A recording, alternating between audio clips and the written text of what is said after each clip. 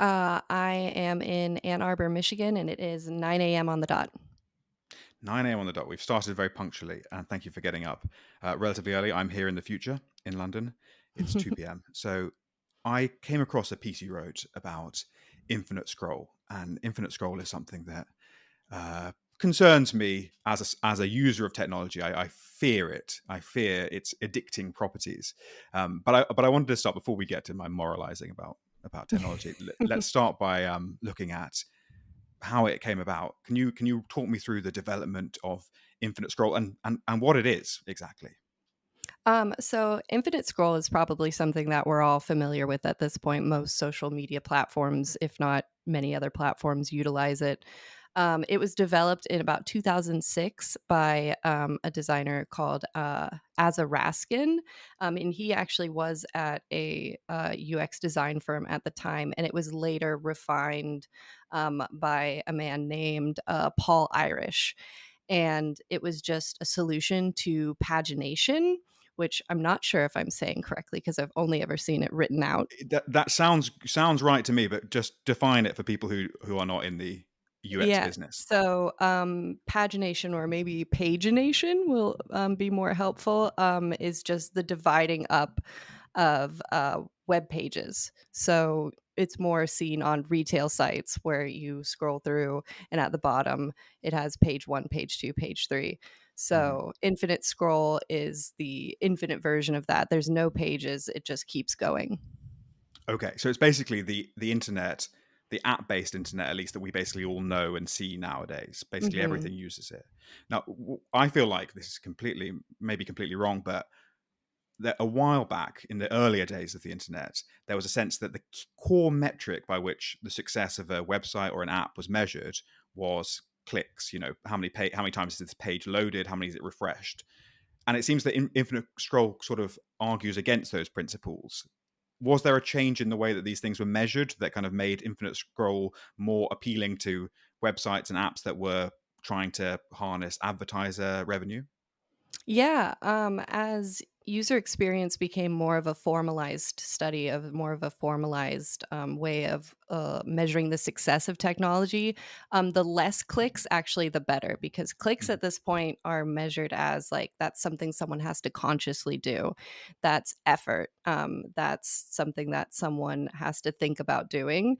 And the less you can have someone think, the better. One of the main I guess, textbooks for user experience that the when you're first getting into the practice is a book called Don't Make Me Think. So the least amount of thought that actually goes into interaction, the better. Okay, don't make me think. A worrying headline.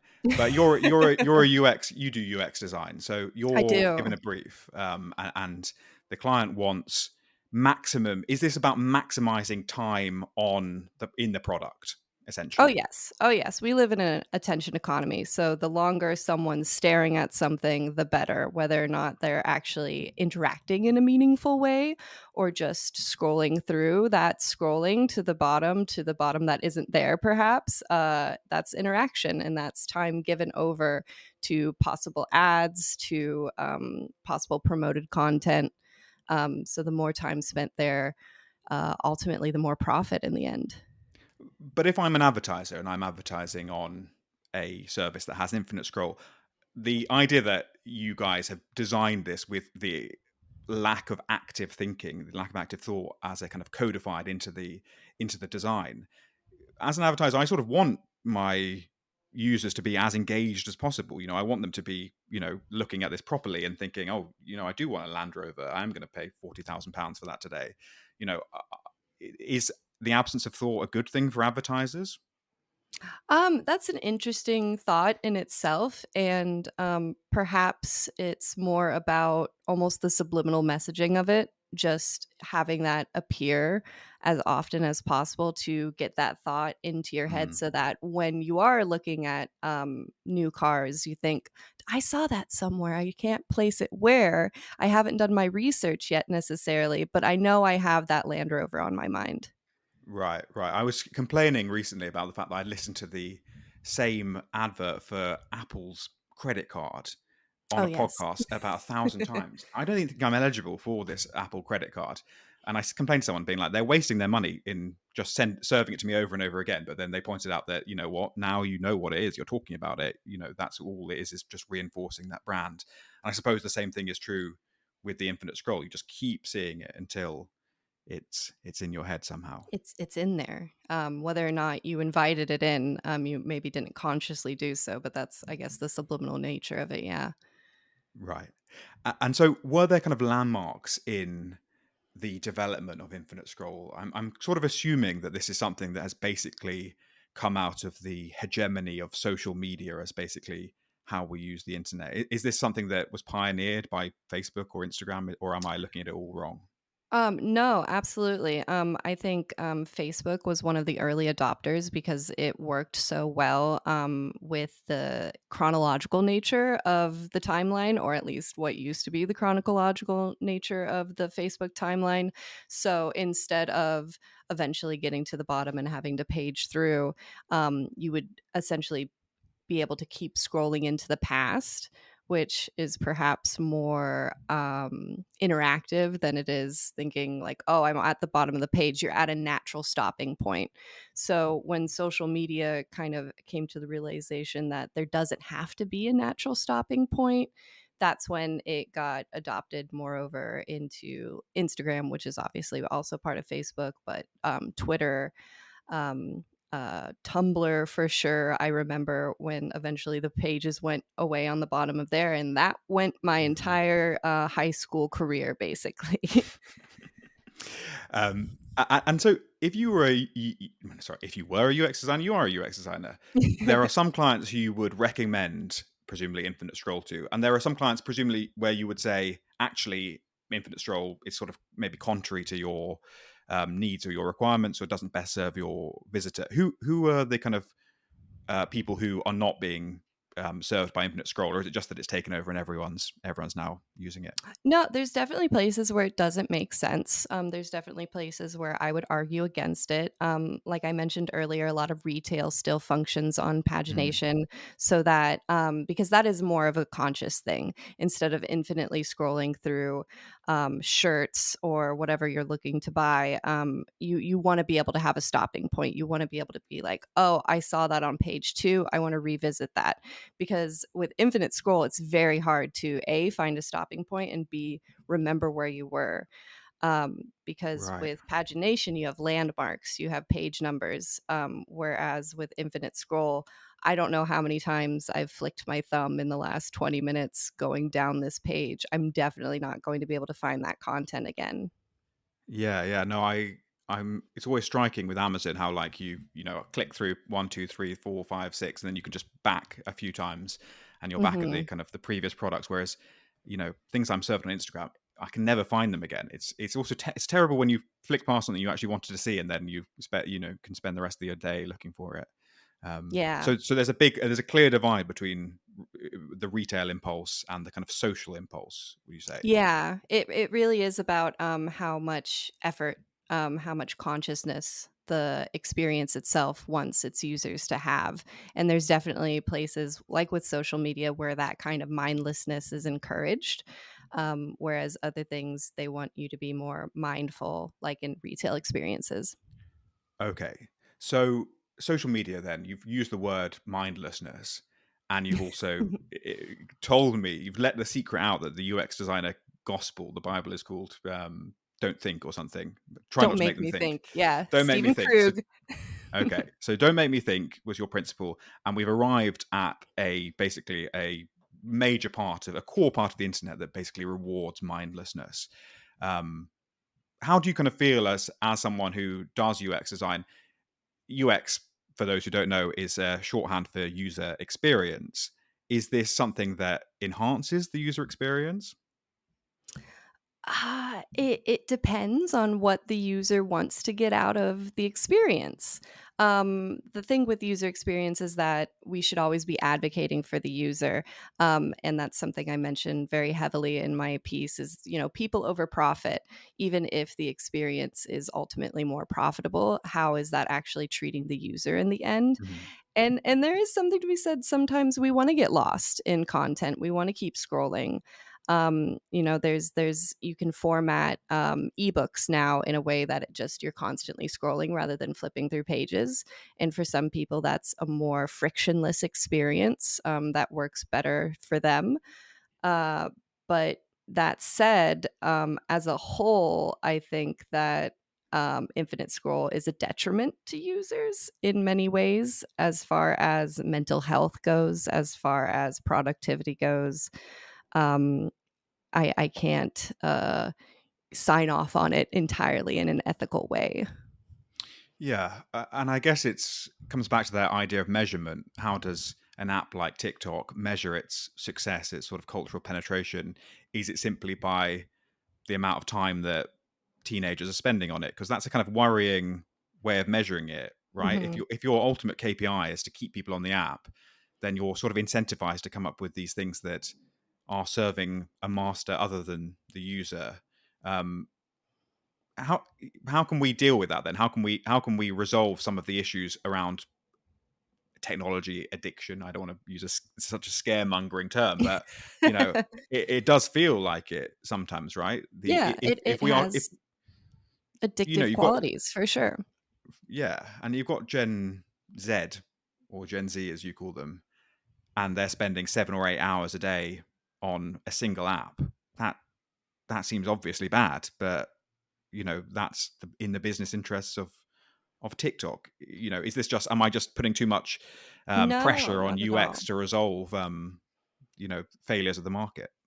No, I think part of it is it's often put on as a personal problem. If you're spending 8 hours on TikTok, that's on you. You need to get out and figure out your life. But it should be said that these experiences are being made in a purposeful way that takes advantage of psychology and the way that the human mind works, the way that humans behave. There's a lot of research that goes into creating these experiences. It's not accidental that it's extremely addictive. It turns into a time suck.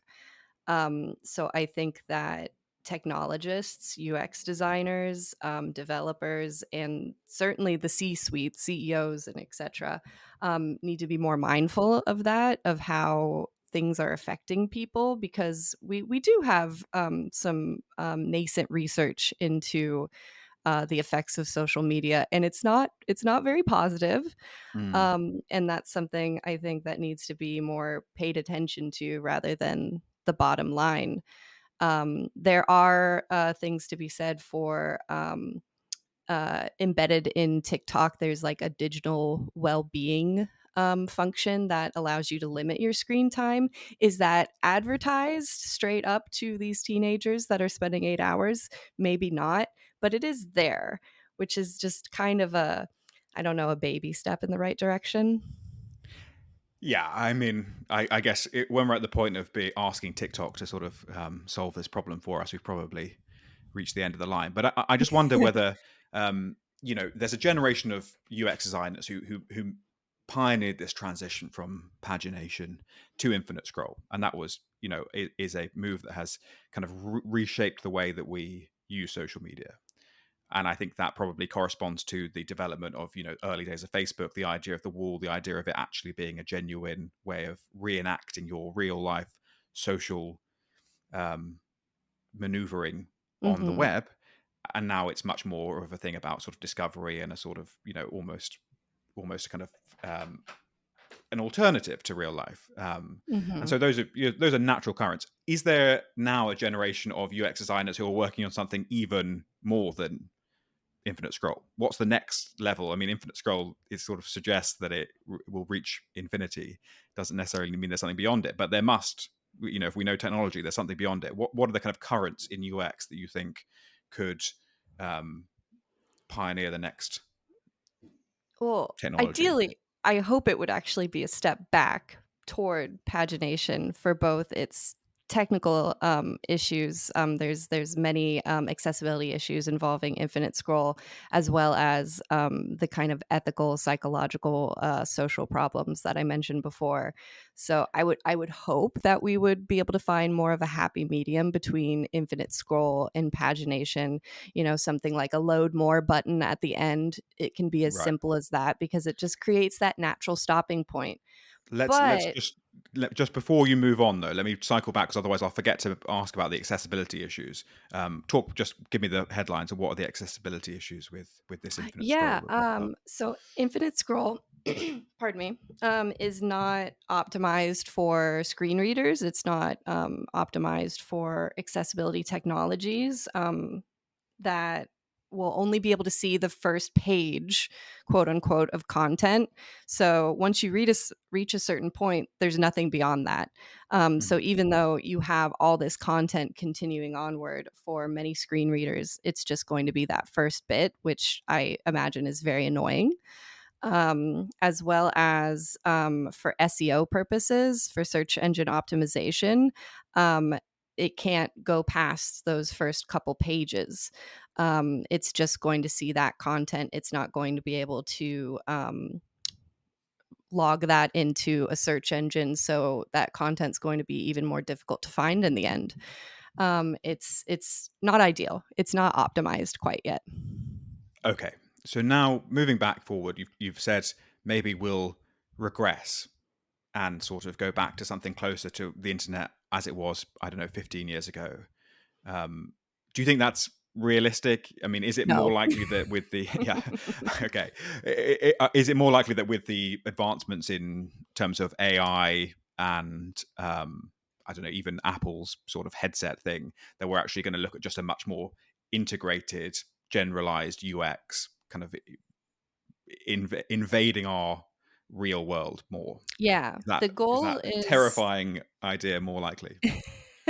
unfortunately, maybe.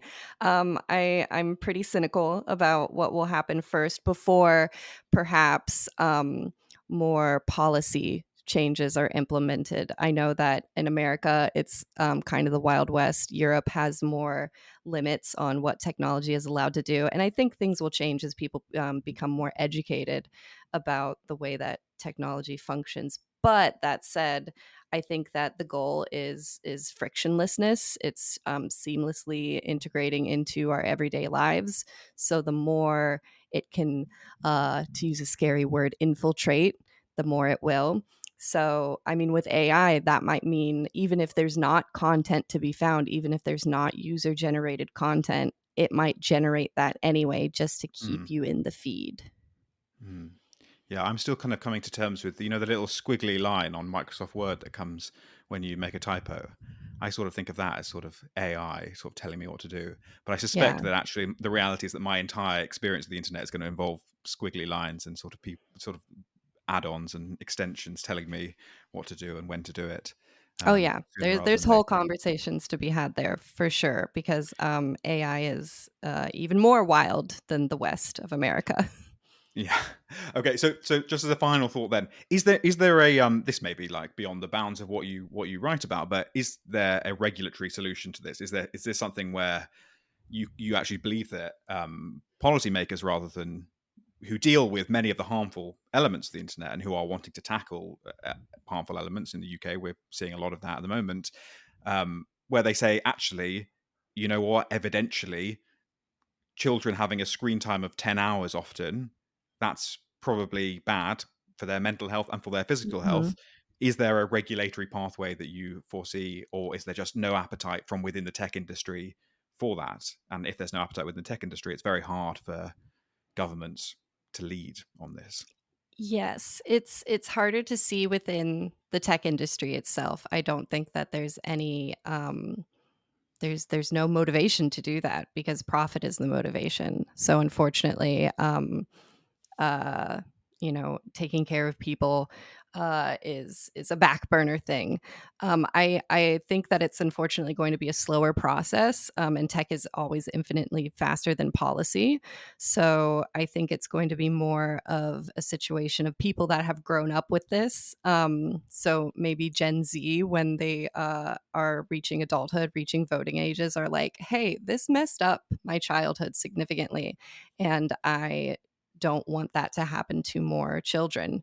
So we need to do something on a policy level on a much larger scale because there's no intrinsic motivation for the tech industry, for Zuckerberg, for Musk, etc., to do something about it.